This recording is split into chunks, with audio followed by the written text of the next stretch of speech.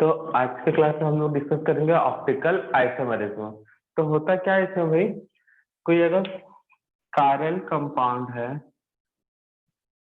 ठीक है ना। अब वो कायरल का compound due to chiral carbon हो सकता है या कायरल सेंटर, जब उससे पास करते हैं प्लेन फ्लोराइज्ड लाइट पीपीएल, तो वो जो लाइट है स्टेट में जाकर या तो क्लॉकवाइज या एंटी क्लॉकवाइज डायरेक्शन में मूव हो जाएगा, मतलब डेविएट हो जाएगा। तो इसी को हम लोग बोलते हैं ऑप्टिकल एक्टिविटी ऑफ कंपाउंड। जिस कंपाउंड के पास ये प्रॉपर्टीज होता है उसी को हम क्या बोलते हैं, ऑप्टिकल आइसोमर्स, ठीक है ना। तो ये कितने टाइप्स के होते थे भाई? ऑप्टिकल आइसोमर्स मतलब ऑप्टिकल एक्टिविटी के बेसिस पे दो टाइप के, एक क्लॉकवाइज और एक मतलब आर फॉर्म या एस फॉर्म बोल सकते हो। तो ऑप्टिकल आइसोमर्स में क्या होते हैं, कायरल कंपाउंड बोल सकते हो या फिर chiral carbon containing organic compound. Plane chloride light को या तो क्लॉकवाइज रोटेट करेंगे या एंटी क्लॉकवाइज, तो उसे उस कंपाउंड को ऑप्टिकल एक्टिविटी कहेंगे और वो पूरा फिनोमेना क्या कहलाएगा, ऑप्टिकल आइसोमेरिज्म। और उसी टाइप का मॉलिक्यूलर फॉर्मूला वाले दो कंपाउंड, एक क्लॉकवाइज घुमा और एक एंटी क्लॉकवाइज, तो उसे क्या बोलेंगे हम लोग, ऑप्टिकल आइसोमर। तो डेफिनेशन नोट कराने की जरूरत पड़ेगा क्या? नोट हो चुका है ना? जो मुद्दे पे आ गए, कंडीशन हमने बोला था याद रखने के लिए, ऑप्टिकल एक्टिव कंपाउंड, या फिर बोल सकते हो condition for optical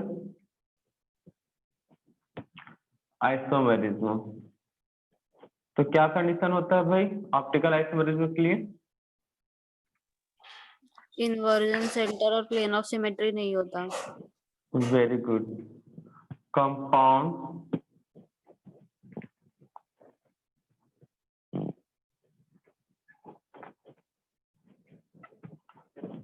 does not contain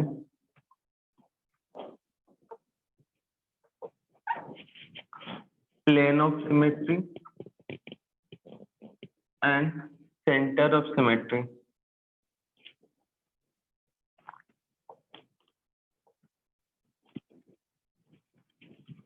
मतलब इन्वर्जन सेंटर, इन्वर्जन सेंटर, ठीक है ना। बस इतना ही है, ये चीज पता होना चाहिए। और ये अगर है किसी कंपाउंड के पास तो वो हमेशा क्या होगा, ऑप्टिकल एक्टिव। तो कार्बन के कंपाउंड ऑप्टिकल एक्टिव होने के लिए क्या होना चाहिए, चारों वैलेंसी अलग। तो चारों वैलेंसी से ना इसमें पीओएस रहता है ना ही centre of symmetry. Centre of symmetry तो रहता नहीं है, पीओएस हट जाएगा। दैट मीन्स कार्बन की वैलेंसी कितनी भी, 4, एक कंपाउंड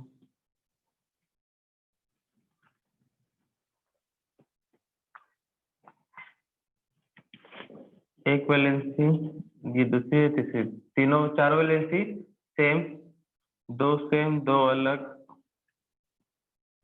ए ए बी सी और लास्ट में सब अलग।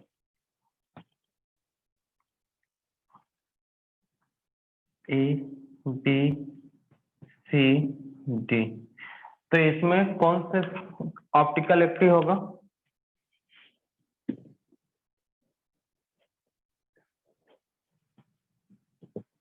ऑप्टिकल एक्टिव कौन होगा?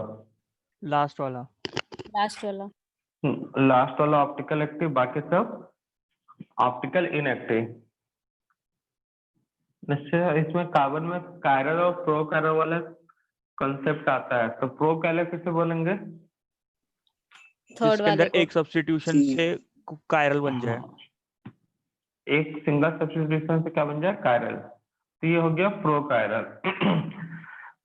जैसे एक को हटाएंगे एक और वो किस में बन जाएगा, कायरल में। कायरल सेंटर को कार्बन के स्टार से रिप्रेजेंट करते हैं, ठीक है ना। इसे बोलते हैं कायरल कार्बन या कायरल सेंटर। अब उसके बाद प्रो कायरल के बाद कौन सा होता है, अकायरल।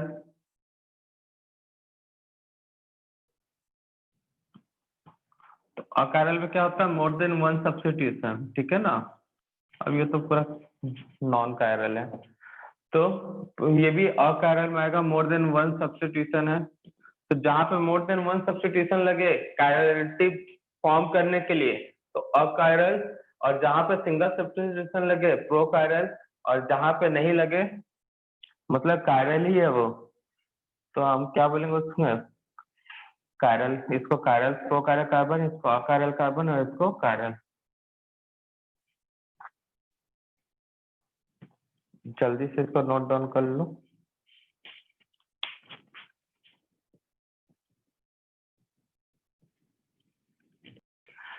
RS या फिर DL naming of optical active compound, CIP rule, Cahn Ingold Prelog rule.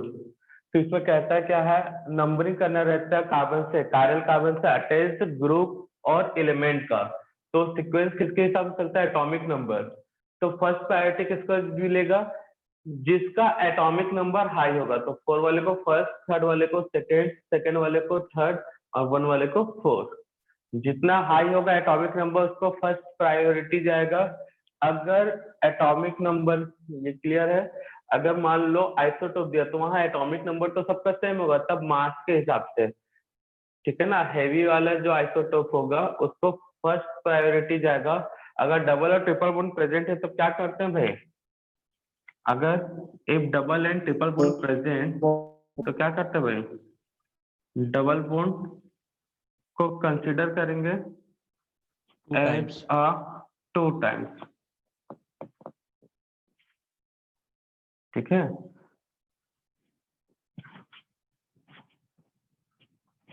And triple bond consider as a 3 times.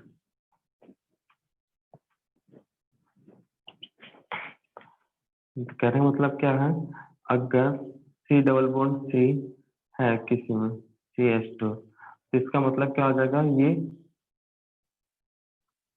Group CH2 दो बार है। कार्बन की वैलेंसी नहीं देखना है यहाँ पे, हमको बस समझने के लिए करना है, ठीक है ना। अगर C ट्रिपल बॉन्ड CH है तो यहाँ पे कार्बन से C जो है CH 3 टाइम्स है। नोट कर लो भाई। ये था CIP रूल। एटॉमिक नंबर को फर्स्ट प्रेफरेंस देना, हाई एटॉमिक मास नंबर वाले को।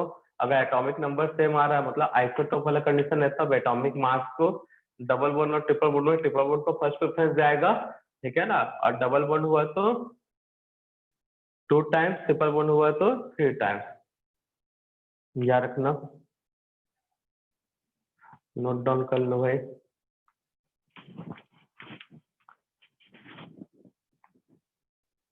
लेते हैं, अगर RS ऑप्टिकल एक्टिव है क्लॉकवाइज या एंटी क्लॉकवाइज, ये डिसीजन कहाँ से ये स्टार्ट होता है भाई, फोर्थ ग्रुप से। तो फोर्थ ग्रुप या तो एबो द प्लेन होना चाहिए, एबो द प्लेन मतलब ये वाले लाइन पर होना चाहिए। बिलो द प्लेन के लिए कौन सा रिप्रेजेंटेशन होता है, इस टाइप का, फोर्थ ग्रुप।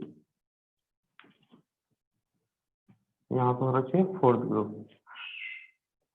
तो एबो द प्लेन होना चाहिए या तो फिर बिलो द प्लेन। तो एबो द प्लेन हुआ और बिलो द प्लेन हुआ तो कैसे कंसिडर करना है, अगर रोटेशन क्लॉकवाइज है 1 2 3 को मिलाने पर रोटेशन क्लॉकवाइज हो रहा था R और D फॉर्म। अगर एंटी क्लॉकवाइज है 1 2 3 को मिलाने पे तो S या फिर L फॉर्म। उसका अपोजिट होता है एबो द प्लेन में। अगर क्लॉकवाइज है तो जहां पहले R लिया जा रहा था वहां पे S लेंगे, और जहां पे S ले रहे थे वहां पे क्या लेंगे, R। तो ये चीजें याद रखना है। अगर ग्रुप बिलो द प्लेन ना नहीं हुआ, ना ही एबो द प्लेन हुआ, मतलब इन द प्लेन हुआ, तब या तो ये कंडीशन बनाना पड़ेगा या फिर ये कंडीशन रोटेट करके। नोट कर लो इसको जल्दी से। फिर RS नेमिंग देखते हैं।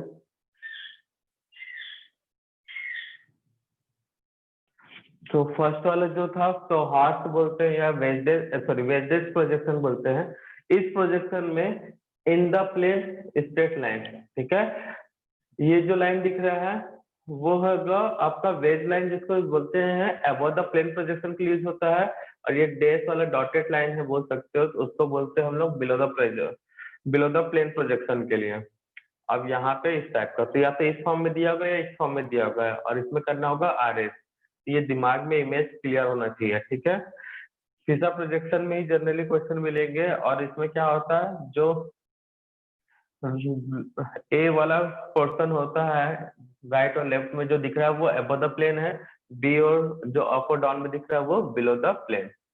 इस बात को याद रखना भाई, तभी RS नेमिंग कर पाओगे। पहचान ही नहीं पाओगे फोर्थ ग्रुप कहाँ है तो कहाँ से RS हो पाएगा।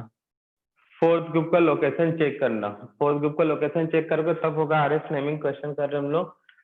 तो सबसे पहले यहाँ पे अटैच्ड एटम का फर्स्ट अटैच्ड एटम Me है, मतलब CH3, उसका देखोगे एटॉमिक नंबर।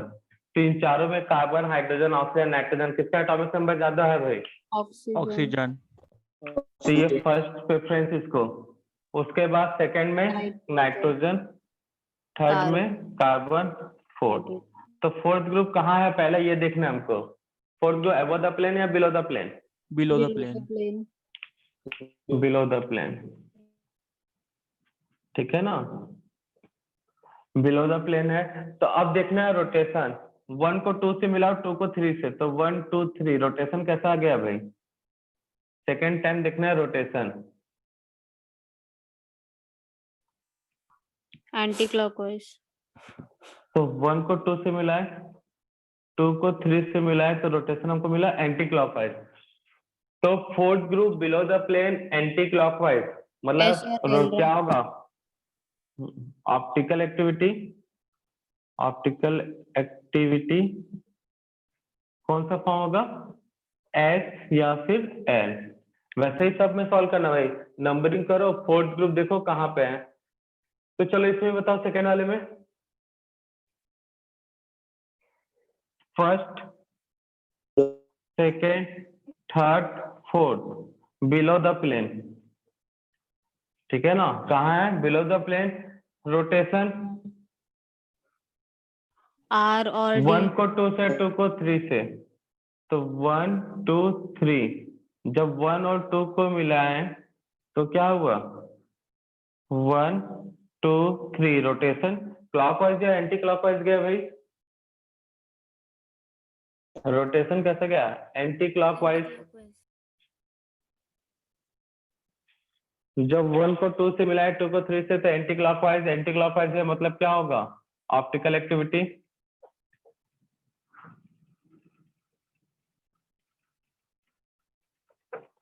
ऑप्टिकल एक्टिविटी क्या होना चाहिए? Clock, fourth group below the plane anticlockwise, मतलब S या फिर L।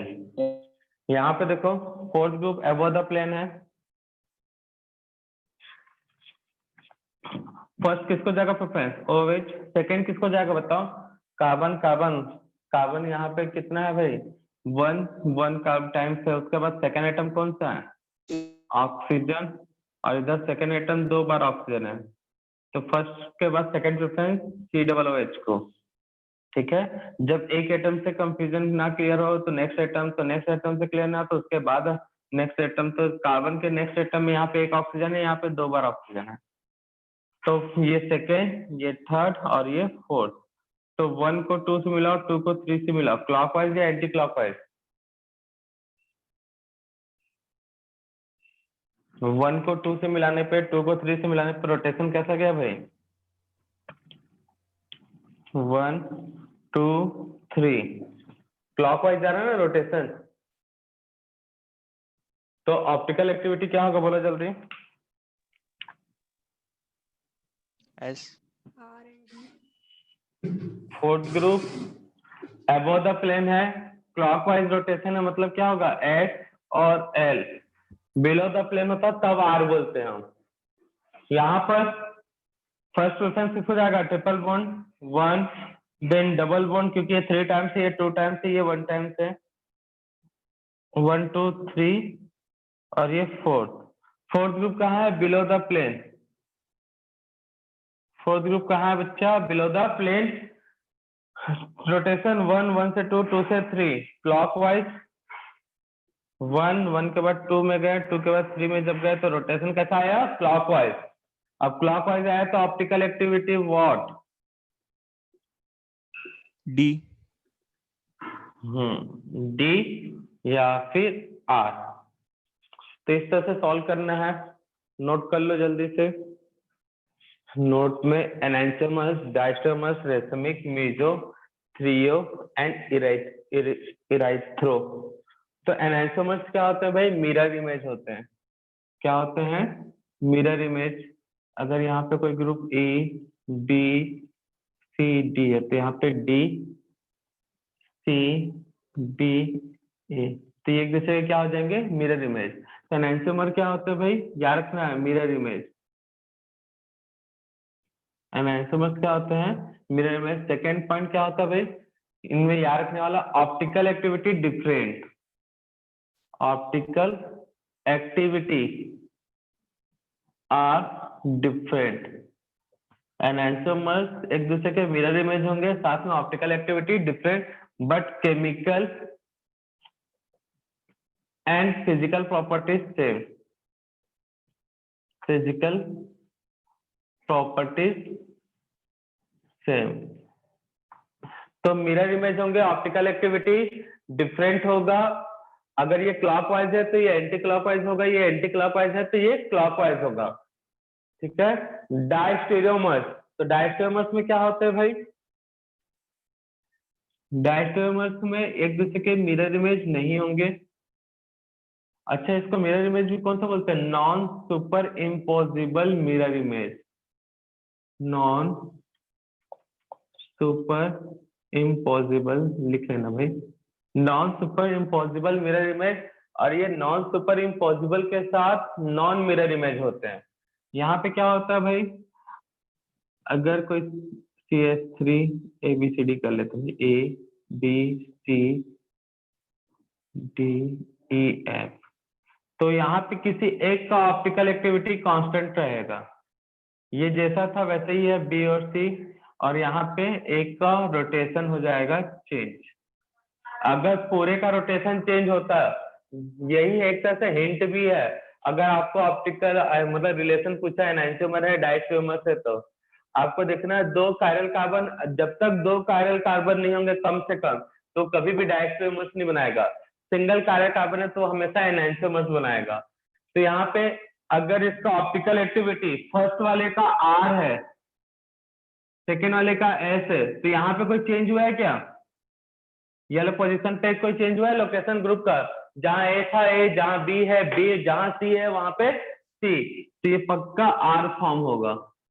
अगर यहाँ पे ये एस फॉर्म था हमने माना, तो यहाँ पे ये कौन सा फॉर्म हो जाएगा? आर। तो जब भी ऐसा कंडीशन आया किसी एक कार्बन का कायरलिटी या ऑप्टिकल एक्टिविटी कांस्टेंट रह गया, किसी एक कार्बन का कायरलिटी या ऑप्टिकल एक्टिविटी कांस्टेंट रह गया जैसे ये, तो वो क्या कहलाएगा? डायस्टेरियोमर्स। एक का चेंज होना, कम से कम एक का कांस्टेंट, बाकी सबका चेंज होना। तो ये तो ना ही मिरर इमेज है, मिरर इमेज भी नहीं है, साथ में क्या नहीं है भाई? ऑप्टिकल एक्टिविटी तो डिफरेंट रहेगा। यहाँ पे केमिकल प्रॉपर्टीज वही रहेगा, फिजिकल प्रॉपर्टीज चेंज होता है, केमिकल भी चेंज हो जाएगा, हाइड्रोजन बॉन्डिंग ये सब का होता है, फिजिकल एंड केमिकल चेंज, खास करके फिजिकल। केमिकल में फंक्शनल ग्रुप से रखने, ठीक है। सिर्फ फिजिकल प्रॉपर्टीज चेंज क्यों? देखो यहाँ पे अगर मान लो फंक्शनल ग्रुप OH होता है H होता, तो दोनों में हाइड्रोजन बॉन्डिंग बनता। अब यहाँ पे OH और यहाँ पे H है तो हाइड्रोजन बॉन्डिंग बनेगा नहीं। फिलहाल क्या था यहाँ पे? CCH, ABCDEF, कौन सा लिखा था? ABC, नंबरिंग कैसे कहते भाई? सर डी है वहाँ पे। वहां पे डी था, अच्छा इधर से ऐसे ABCDD, तो यहाँ पे डी कर लेते हैं। तो फिजिकल प्रॉपर्टीज डिफरेंट, ये याद रखना। रेशमिक मिश्रण में क्या होता है? ABCD, तो DCBA, 50% S form, 50% L form. अगर सॉल्यूशन में 50% S form and 50% L form हुआ तो रेशमिक मिक्सचर। मीजो में क्या होता है भाई? Plane of symmetry, optical centre होने के साथ साथ उसमें क्या होता है, प्लेन ऑफ सिमेट्री। ये प्लेन ऑफ सिमेट्री है जिसको 2 इक्वल हाफ में डिवाइड कर सको। तो ये क्या होगा, 2 कायरल कार्बन है, कायरल कार्बन 2 है, 2 से ज्यादा भी हो सकते हैं, बट प्लेन ऑफ सिमेट्री है, तो इसे हम क्या बोलेंगे, मेसो कंपाउंड।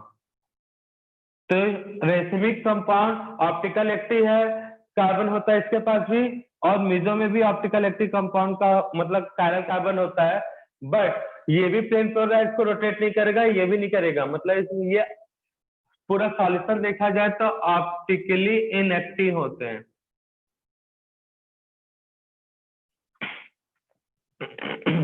ऑप्टिकली इनएक्टिव होते हैं, क्यों होते हैं, ड्यू टू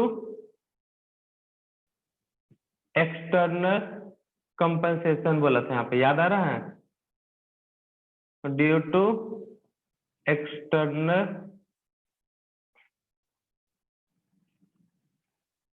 और ये क्या होते हैं, due to internal. Meso compound optically inactive होते हैं, कायरल कार्बन होते हुए भी ऑप्टिकली इनएक्टिव होंगे ड्यू टू इंटरनल कंपनसेशन। यहाँ पे कॉन्फ़िगरेशन में थोड़ा सा चेंज होगा तो थ्रियो और इरिथ्रो बनता है। अगर सेम ग्रुप सेम साइड है तो इरिथ्रो, और अलग है तो थ्रियो।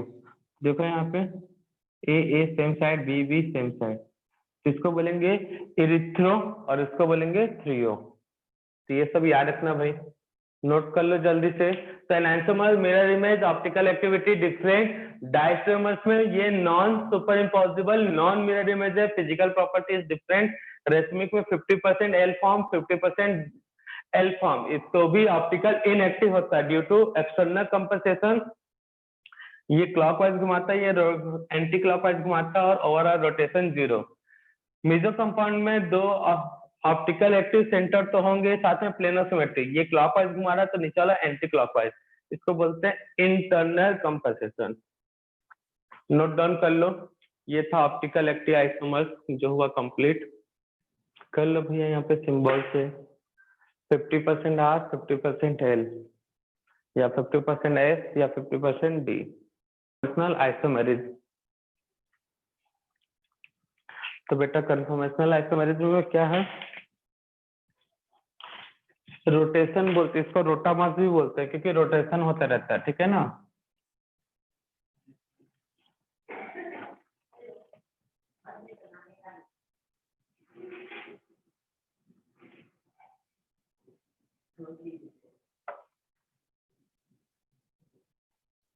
तो इसमें जनरली 2 टाइप्स मिलेंगे, या फिर अगर सभी ग्रुप एटम अलग है तो 4 टाइप्स।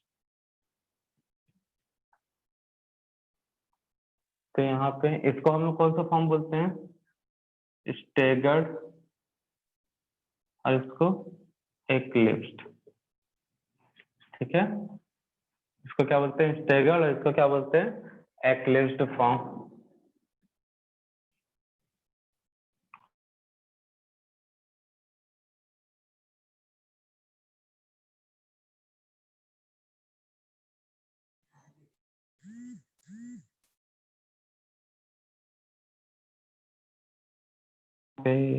कार्बन HCH3 OH, इसके लिए देखते हैं भाई,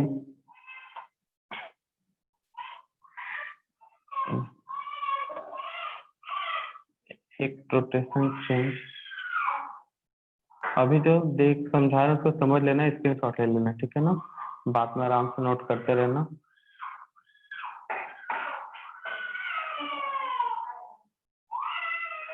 तो किसी एक कार्बन को फिक्स कर लेते हैं भाई। अच्छा, एक और लोकेशन है, पहले एक्लिप्स्ड वाला, फिर स्टेगर्ड बनेगा, फिर एक्लिप्स्ड, फिर स्टेगर्ड, एक्लिप्स्ड, स्टेगर्ड।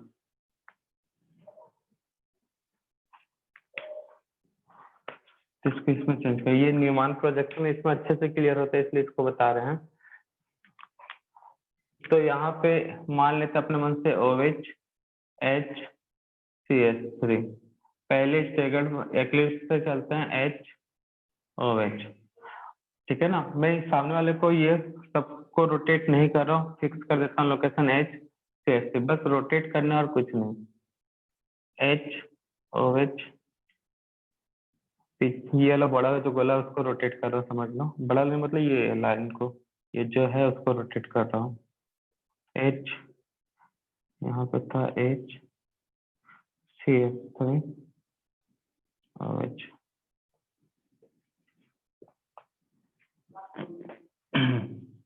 तो देखो यहाँ पे रोटेट करूंगा इसको तो ये यहाँ पे आ जाएगा, ये इस जगह पे आएगा। 60 डिग्री रोटेट करूंगा तो ये यहाँ पे CH3HOH। अगेन 60 डिग्री रोटेट करेंगे तो एक्लिप्स फॉर्म में आ जाएगा। ये यहाँ पे आ जाएगा CH3HOH। अगेन रोटेट करूंगा तो यहाँ पे क्या आएगा OH।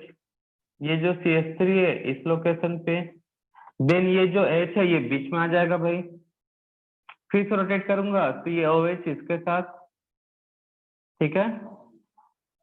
H यहाँ पे, OH H यहाँ पे क्या आएगा CH3 और H यहाँ पे। तो क्या मिलेगा यहाँ पे H। फिर से रोटेट करेंगे तो क्या होगा बच्चा, H यहाँ पे, OH इस जगह पे, CH3 इस जगह पे। तो लिख दो HOH CH3। अगेन रोटेट किए तो क्या मिल जाएगा, तो पहले इससे रोटेट किए, फिर इससे, फिर इससे,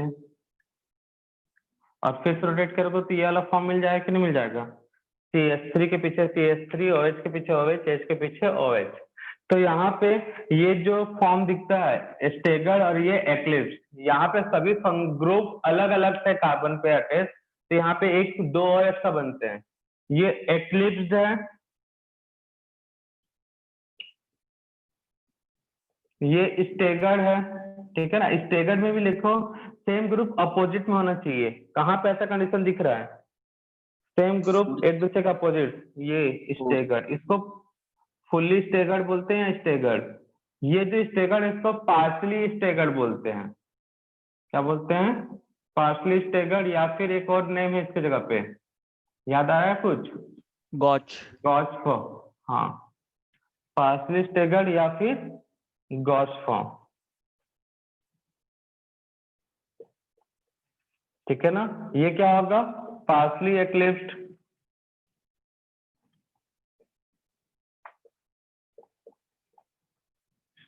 ये क्या होगा पार्शली एक्लिप्स्ड, और ये क्या होगा गॉच फॉर्म, मतलब पार्शली स्टेगर्ड। तो ये याद रखना, यहाँ पे 4 फॉर्म बनेंगे, एक्चुअल में होते हैं स्टेगर्ड एक्लिप्स। इसी का एक पार्शियल होता है, इसी का एक पार्शियल, तो उसको हम लोग बोलते हैं पार्शियल स्टेगर्ड और गॉच, और स्टेगर्ड को क्या बोलते हैं एक्लिप्स। सबसे ज्यादा स्टेबल कौन सा होता है, स्टेगर्ड फॉर्म, और सबसे कम स्टेबल कौन सा होता है, एक्लिप्स, ठीक है ना। स्टेगर्ड में भी अगर बात किया जाए तो फुली स्टेगर्ड ज्यादा स्टेबल है, पार्शली कम। पार्शली स्टेगर्ड मतलब गॉच फॉर्म कब स्टेबल होता है भाई, जब हाइड्रोजन बॉन्डिंग हो। हाइड्रोजन बॉन्डिंग हो तब। वेरी गुड, ठीक है ना। इसको नोट कर लो, बस यही था कंफर्मेशनल में। बाकी सब नेक्स्ट क्लास में हम लोग थोड़ा सा और डिस्कस करेंगे इसके बारे में। बाकी सब जो है आइसोमेरिज्म के बाद हम लोग डिस्कस करेंगे इलेक्ट्रॉनिक इफेक्ट, ठीक है ना। वो सबसे इंपॉर्टेंट है इलेक्ट्रॉनिक इफेक्ट। ये तो अगर नहीं भी करते आइसोमेरिज्म चलेगा, लेकिन इलेक्ट्रॉनिक इफेक्ट के बिना आगे फिर रिएजेंट का यूज करना नहीं सीख पाओगे, और ना ही रिएक्शन में जो लॉजिकल अप्रोच होता है कि कहाँ पे कौन रिएक्टेंट अटैक करेगा वो सब। तो नेक्स्ट क्लास जो होने वाला है ऑर्गेनिक केमिस्ट्री में, वो बहुत ज्यादा इंपॉर्टेंट है। ये GOC1 कहलाता है, ठीक है ना, जिसमें आइसोमेरिज्म और नोमेनक्लेचर पढ़ता है। अब जो पढ़ेंगे वो GOC2 कहलाएगा, जिसके अंदर हम लोग इलेक्ट्रॉनिक इफेक्ट डिस्कस करेंगे और रिएजेंट के बारे में पढ़ेंगे। ठीक है, फिर मिलते हैं नेक्स्ट लेक्चर में। सभी को बाय।